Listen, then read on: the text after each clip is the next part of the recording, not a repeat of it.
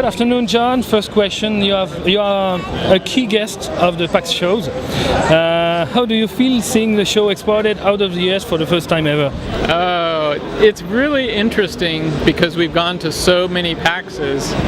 You know, we started in Seattle many years ago, and when it was very small, it was very similar to this one. So it's fun to come back and see PAX being a very intimate show again. And it's really the reason that we're here, to see if Europe will be, yeah, exactly, to see how much traction it can get. And it's great. It's really great. Cool. Let's talk about the Behemoth. The studio celebrates its 5th birthday this year. Can you tell us some of your best moments since the creation of the studio? Oh, well, being around for 15 years, there's quite a lot of them. I think probably the moment that is my fondest memory is in 2004 when I went into a video game shop called GameStop in California, in San Diego, where I was living, and I actually saw our first title, Alien Hominid, on the shelf, and I was able to buy it. And long before digital downloads, long before all of our other titles, that very first moment of having succeeded, of putting the title out, having it pressed on a physical disc, it was fantastic. Okay, and about Alien Hominid and the other games until Pete People, what's the secret behind all your success factory? Oh, I don't think there is a secret. I should knock on wood somewhere. We're just very lucky. So we're very lucky that we can take the time we need to design the game that we want to design. And that's all it is. There's no special secret. We're just making the games that we like to play, and we hope other people will like to play them. And will it be also the fact that you desire to challenge yourself on each game instead of doing easy sequels like all the others? Yes, it was a conscious decision in 2005 when we finished Alien Hominid. Not because we had this grand master plan of working in different genres with different characters. It was more, we were tired of working on Alien Hominid, and we could not see moving on to a sequel, because we knew that we would get caught up in always doing that one game. And we realized later, after Castle Crashers came out, that Castle Crashers never would have existed if we did Alien Hominid 2.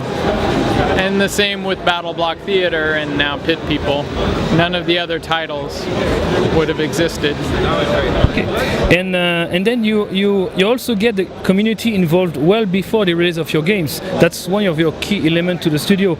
You're doing real QA beta sessions with the players. I've participated in many of them, and is it a choice not everybody is doing? Well, we realized, like I said, we've been doing trade shows for 15 years. So the very first summer that we founded the company, we started showing our games because we wanted to get fan reaction.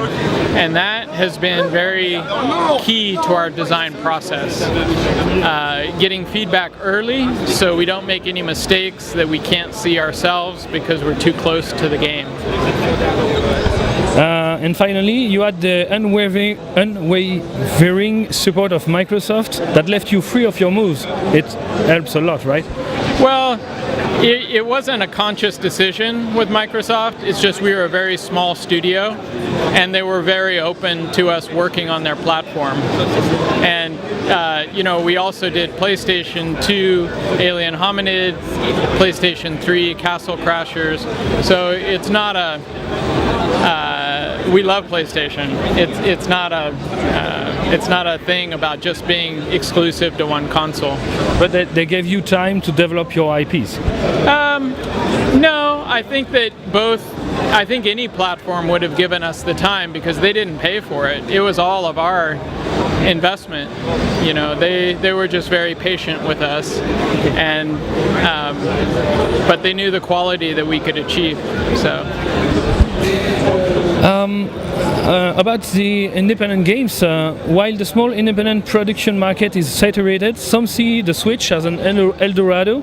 What does inspire you? Oh, I think it's good if you can be on the upswing of a particular console if you're an independent developer, but the barrier to entry is so low now for developers compared to 15 years ago or even 10 years ago that there's just many more independent developers.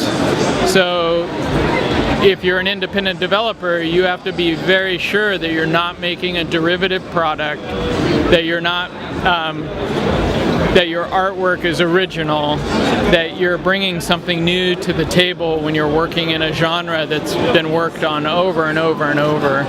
And those, I think, are the key differentiators for developers to stand out, because there are a lot of games out there. While data on PC game sales is becoming scarce, many developers are skeptical about their future in this profession. What do you think about this situation? Well, I think, we ourselves used Steam Spy data just to understand the overall broader market. It is completely understandable to me that Valve would say, look, there's a privacy concern here. We're going to close up that privacy hole. It's a shame, but I understand it. But I don't think any developer should go into game design because they're following a sales chart. If they're doing it for the wrong reason. They should be making games that make them happy. And if they do it well enough, if they're successful enough, if it gets enough traction, then those games will bubble to the top. But it's difficult. And we saw with the release of Where the Water Tastes Like Wine that the game had great design, great graphics, and it didn't pay in the end. It is very difficult to sell games now, much more difficult than it was 5 years ago.